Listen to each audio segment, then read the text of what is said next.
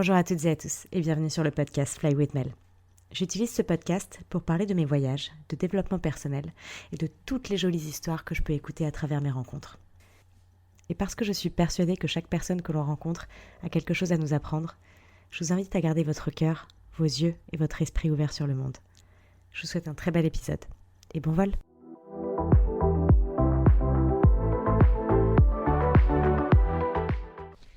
Bonjour à toutes et à tous. Aujourd'hui, j'avais envie d'ouvrir un sujet que l'on glorifie souvent un peu trop, qu'on admire même, l'indépendance. Ce mot qu'on affiche un peu comme une réussite, une force ou une preuve de maturité. Mais si je vous disais aujourd'hui que derrière cette image de personne autonome, indépendante, il y avait aussi une forme de protection, de peur, voire même de solitude. Que tu sois un homme ou une femme, ce message est pour toi. Parce qu'on est nombreux et nombreuses à porter cette armure-là. Moi-même étant passée par là pendant de nombreuses années, je sais qu'on croit qu'on est forte ou fort, mais parfois on est juste très bien caché. Alors accroche-toi et on va parler un petit peu du mythe de la personne indépendante. C'est vrai que dans notre société, être indépendante, je parle de personne indépendante, hein, vraiment. C'est un peu le Graal, c'est un peu vraiment le truc au top du top de l'échelle. On le voit comme un truc incroyable. Être capable, être autonome, ne compter sur personne. C'est vraiment la personne forte. C'est cette image-là qu'on a. C'est marrant parce que quand je vous dis ça, j'ai comme mes épaules qui se dressent. Vraiment, on porte tout le poids sur nos épaules et on se dit qu'on peut tout faire. On gère ses émotions, sa vie, tous ses projets seul. C'est très valorisé, c'est même romantisé dans la société actuelle. On voit ça comme un truc incroyable et on admire les gens qui sont indépendants complètement. Mais le truc, c'est que à force d'en faire un modèle à atteindre, on finit par en faire un masque. On se dit, je suis bien toute seule, je ne veux devoir rien à personne. Je n'ai besoin de personne. Je ne veux vraiment rendre des comptes à personne. Et ça sonne très fort. Mais est-ce que c'est vraiment sincère ? Ou est-ce que ça cache justement une peur d'être blessé, une déception passée, une méfiance qu'on a et qu'on n'ose pas avouer? Ce qu'on cache derrière cette image de personne indépendante, elle peut avoir une tonne de significations. Chacun a son histoire, chacun a son passé, chacun a ses traumas et ses blessures. Mais c'est vrai que beaucoup de personnes que j'accompagne dans le coaching que je fais me disent que elles ont appris à se débrouiller seules. C'est comme un truc qui remonte souvent à l'enfance et voilà, il s'est passé quelque chose et du coup, depuis ce jour-là, j'ai dû porter beaucoup de choses sur mes épaules et j'ai dû apprendre à me débrouiller seule. Et souvent, on prend ça comme une fierté, mais si on regarde vraiment de plus près, c'est pas une fierté, c'est plus une conséquence de ce qui s'est passé.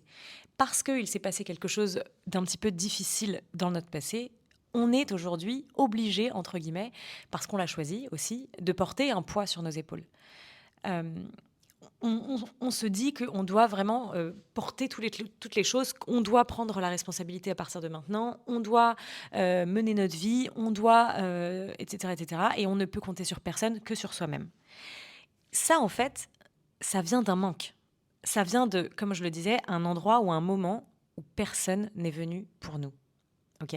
C'est comme un abandon, par exemple. Si vous avez vécu un abandon, si vous avez vécu une trahison, une personne qui vous a tourné le dos, une personne qui est partie de votre vie alors que vous aviez besoin d'elle, une personne qui vous a dit non sur quelque chose d'important, tout ça, ça crée que du coup, on se ferme, on se bloque et on se dit, ok, bah tu sais quoi, à partir de maintenant, je vais le faire seul et je vais compter plus sur personne et on y va, je vais y aller ou ça y est, maintenant, il faut que je prenne toutes les responsabilités, etc. On a appris à ne rien attendre des autres et du coup, à tout contrôler. Et ça, je sais que beaucoup vont se reconnaître dans ce mot-là, le contrôle. On prend tout sur nos épaules parce qu'on veut tout contrôler. On ne veut plus rien demander à personne. On ne veut plus avoir à demander d'ailleurs, parce qu'on a l'impression presque que ça nous met dans une position de faiblesse de demander. Mais pourquoi ? Tout simplement parce qu'on a souvent peur du rejet, souvent peur du regard de la personne qui va être en face. Est-ce que cette personne va tout d'un coup se dire « Ah mais Mel, elle est faible parce que maintenant elle me demande de l'aide ».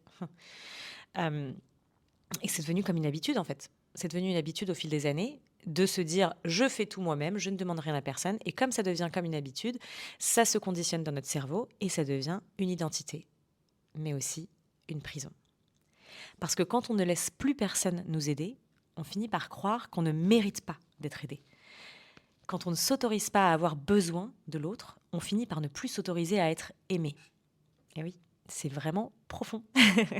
Et oui, je vais le répéter, quand on ne s'autorise pas à avoir besoin de l'autre, par exemple, on finit par ne plus s'autoriser à être aimé par l'autre. Je vais vous laisser réfléchir un instant avec cette petite phrase que je trouve vraiment un peu profonde, mais qui, moi, vraiment, ça m'est venu en pleine tête il y a quelques années de ça, quand j'ai enfin pris conscience de ce poids que je m'étais infligé, que personne m'avait demandé de m'infliger. Hein. C'est nous-mêmes, on se conditionne à se dire, OK, à partir de maintenant, c'est bon, je prends les rênes, je prends les devants. Évidemment qu'il y a des circonstances atténuantes qui font que, oui, d'un coup, vous avez besoin de step up, de prendre les devants et d'y aller. Mais ça ne veut pas dire que vous ne pouvez pas vous tourner vers le monde autour de vous, vers le monde extérieur et demander de l'aide. Alors, ce que c'est vraiment que d'être forte, fort et indépendante ou indépendant. Donc pour moi, comme je disais, être indépendante, maintenant, aujourd'hui, à l'heure où je vous parle, et ce n'était pas du tout cette définition-là que j'avais dans le passé, mais aujourd'hui, pour moi, ce n'est plus du tout faire les choses tout seul. C'est savoir qu'on pourrait être aidé, qu'on pourrait se faire aider. Mais c'est savoir, en fait, je vais vous le redire. En fait, être indépendante, aujourd'hui, pour moi, c'est savoir que oui, on pourrait être indépendante et faire les choses seule, mais c'est aussi choisir de ne pas le faire. Donc, comme je le disais, c'est un choix. C'est se dire, par exemple, je peux, oui, j'ai toutes les capacités et les compétences pour faire les choses seule, mais en fait, j'ai envie de le faire avec quelqu'un. J'ai envie d'ouvrir la porte à d'autres perspectives. J'ai envie d'ouvrir la porte à d'autres opportunités. Il y a des choses que je ne vois pas. C'est avoir le courage de se dire, là, j'ai besoin d'aide. Être forte, être une personne forte, ce n'est pas être invulnérable, c'est être vivante. C'est être une personne vivante avec ses émotions, ses élans, ses failles. C'est rester aligné, même quand on baisse la garde.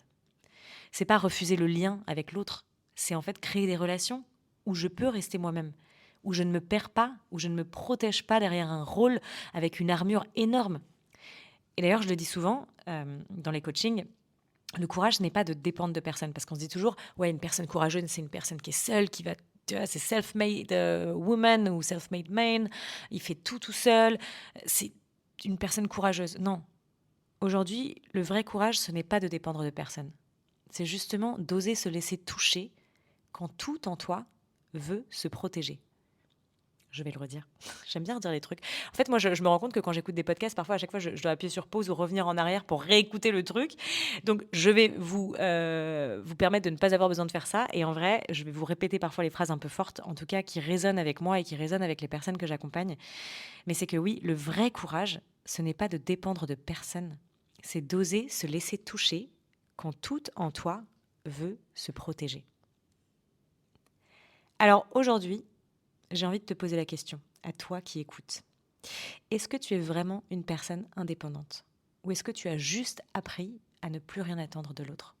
Parce qu'à un moment donné, on ne t'a pas donné ce que tu méritais. Parce qu'à un moment donné, on t'a laissé tomber. Est-ce que tu t'autorises encore à avoir besoin des autres? Ou est-ce que tu préfères garder le contrôle total, même quand ça te pèse? Et du coup, je te laisse vraiment réfléchir sur ce qu'on se disait juste avant. Parce que peut-être qu'en vrai, ta vraie force, c'est pas de tout gérer, mais c'est de t'ouvrir malgré ce que tu as vécu. Et c'est souvent ce qu'on dit, c'est que notre force, souvent, c'est nos traumatismes. Si on décide d'en faire une force, nos blessures deviennent une force si on décide de changer notre perspective et de changer l'histoire. Mais c'est un choix. C'est un choix de se victimiser et de prendre ce qui nous est arrivé pour une faiblesse. Mais c'est un choix aussi de se dire, ok, il m'est arrivé ça, j'ai eu un poids énorme sur mes épaules, mais aujourd'hui, je vais en faire une force. Et l'indépendance, c'est ça, finalement. C'est se dire, ok, il m'est arrivé des trucs pas cool, des trucs difficiles, des trucs durs, des trucs que j'ai même pas encore réussi à complètement guérir dans mon cœur. Mais je choisis aujourd'hui de ne pas fermer la porte au monde, de ne pas fermer la porte à l'autre. Et si vraiment je vous dis de vous à moi, si vous réfléchissez 2 minutes à toutes les fois où vous avez demandé de l'aide, déjà, est-ce qu'on vous a jugé pour ça? Si c'est le cas, est-ce que c'est vraiment des personnes comme ça que vous avez envie d'avoir dans votre vie? Et si ce n'a pas été le cas, justement, est-ce que ça n'a pas apporté des choses positives d'avoir pu se faire aider? Je parle d'un truc banal. Ok, demain, vous avez besoin de déménager. Banal, oui et non. Bon, quand on est expat, on sait que c'est un truc qui peut arriver. Alors, vous avez besoin de déménager, enfin qui peut arriver plus souvent que la normale, je veux dire. Et du coup, vous vous dites: «OK, j'ai pas très envie de demander d'aide à mes potes parce que bon, c'est chiant, j'ai pas envie de leur demander de voilà, c'est lourd et puis j'ai pas envie que, je sais pas, de leur bloquer une journée et puis qu'est-ce que je vais leur devoir?» Oui, parce que parfois on se dit ça aussi. On se dit que quand on demande de l'aide, on doit après quelque chose à quelqu'un. En oubliant que nous-mêmes, quand on nous demande de l'aide, on est heureux de donner de l'aide. C'est ça en fait qu'il faut se rappeler, c'est que les gens en face, quand ils aident quelqu'un, c'est aussi un impact positif pour eux. Parce qu'on est tout le temps heureux d'aider quand on peut, quand on a le temps, quand on a la possibilité, quand on a l'énergie. Combien de fois ça vous a fait du bien de vous être senti utile et valorisé parce que vous avez pu aider un proche? Alors pourquoi vous ne donnez pas l'opportunité à vos proches de vous rendre l'appareil de cette manière-là? Juste en pouvant aider pour n'importe quoi. Donc dans l'image d'un déménagement, c'est soit vous vous dites: «OK, je vais tout faire tout seul, je vais juste prendre, j'en sais rien moi, je vais faire ça tout seul et puis je vais bouger toutes mes affaires et puis mes trucs» et puis, bah, vous allez juste en chier quoi, on va on va pas se mentir. Ou alors payer très cher, des services, et puis de l'autre côté, si vous aviez demandé à vos potes, peut-être que vous auriez passé une journée à rigoler parce que, bah, vous allez retrouver des trucs dans les trucs à déménager, parce que c'est toujours drôle de passer une journée avec ses potes à bouger des trucs. Enfin, drôle. Bien évidemment que c'est c'est pas facile. Ça fait bizarre quand je dis ça. C'est pas facile de faire un déménagement, c'est lourd, c'est physique. Mais on passe des bons moments, on rigole, on bouge des moments de vie, on crée des souvenirs pour la vie. J'ai toujours cette image de on va tous déménager et une fois que tu es dans ton nouvel appart avec tous les cartons, tous tes potes et toi, on est assis en cercle euh, et on mange une pizza quoi, pour la fin de journée de déménagement. Mais cette image-là, pour moi, elle est magique, bizarrement. Parce que je trouve que c'est la connexion humaine. Voilà. Ça rapproche, ça crée des liens. Euh, et en fait, cette image de déménagement, elle est pour n'importe quoi d'autre. Pour un projet que vous avez, pourquoi vous ne pouvez pas demander de l'aide à vos potes ou à vos proches ou à des gens qui pourraient connaître, peut-être même des inconnus, qui pourraient peut-être connaître des choses sur le sujet que vous êtes en train d'élaborer.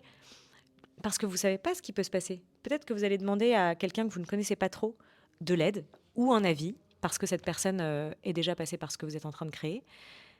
Comment vous pouvez savoir si la personne ne va pas vous créer une opportunité comme ça? Peut-être qu'elle va vous mettre en relation avec quelqu'un d'autre. Peut-être qu'elle va vous ouvrir les yeux sur un truc que vous n'auriez pas pensé. Peut-être qu'elle va vous rediriger vers un truc qui est une pépite pour vous et qui va vous permettre d'avancer plus vite.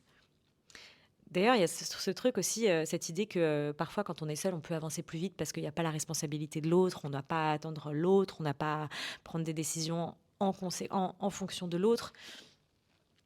Tout dans la vie est une question de perception. Donc ça dépend de la façon dont vous voulez voir les choses, premièrement, et ça dépend de votre envie de voir le positif dans toutes les choses que vous faites et que vous entreprenez et dans les choix que vous faites. Donc si vous prenez la décision de vous ouvrir, de demander de l'aide et d'avoir cette possibilité d'avoir un monde extérieur qui s'ouvre à vous, il va falloir voir le positif parce qu'il y en aura toujours. Évidemment qu'il peut y avoir du négatif. Vous pouvez très bien venir me dire: «Ouais, mais Mel, moi j'ai demandé de l'aide, on m'a dit non». Bah d'accord. Et alors, tu peux demander encore. Peut-être que tu n'as pas demandé aux bonnes personnes, peut-être que tu n'as pas demandé au bon moment, peut-être que tu as demandé trop. En fait, c'est une question de balance, d'équilibre, de flexibilité, je dirais. La façon, le- le- autant, le plus vous pouvez être flexible dans votre vie et vous adapter à l'environnement quand il le faut, le plus vous pourrez créer du positif, des opportunités incroyables et des liens. Parce que finalement, quand on demande de l'aide aux autres, on crée du lien. On crée des liens forts, c'est des liens invisibles, mais c'est des liens très très forts. Parce que vous savez que vous pouvez vous reposer sur la personne qui vous a aidé. Et la personne qui vous a aidé, elle s'est sentie valorisée. Et du coup, il y a un lien fort qui s'est créé entre vous. Donc, je vous invite à réfléchir sur cette idée d'indépendance. Parce que oui, bien évidemment, l'indépendance peut être une vraie liberté, mais elle peut aussi devenir une armure dorée, une prison. Alors si aujourd'hui, cet épisode a mis un peu de lumière sur ce que tu portes en toi ou sur tes épaules, rappelle-toi que tu n'es pas seul, qu'on est nombreux et nombreuses à apprendre à nous ouvrir chaque jour, à faire confiance à nouveau et à nous laisser aimer. Parce que le monde autour de toi peut être très beau aussi. Et si tu veux partager cet épisode avec quelqu'un qui porte la même armure, n'hésite pas à le faire. Tu peux aussi me laisser un message sur Instagram, FlyWithMel, un retour, une pensée par rapport à cet épisode. Je lis tout avec le cœur et avec le cœur grand ouvert. Merci à toi d'avoir été là. Prends bien soin de toi et à très vite pour un prochain épisode. Si vous avez aimé cet épisode, n'hésitez pas à le partager avec quelqu'un qui aurait besoin d'entendre ces mots. Vous pouvez également me donner un énorme coup de pouce en vous abonnant à ma chaîne ou en laissant un commentaire sous ce podcast. Je suis super ouverte au retour et ça m'aide vraiment beaucoup d'avoir vos feedbacks. Ça me permettra d'améliorer cette chaîne et de faire grandir encore plus ce podcast au maximum. Et puis si vous avez envie d'en découvrir un petit peu plus sur mon travail, n'hésitez pas à suivre mon compte Instagram Fly with Mel. Et moi je vous dis à bientôt pour un nouvel épisode.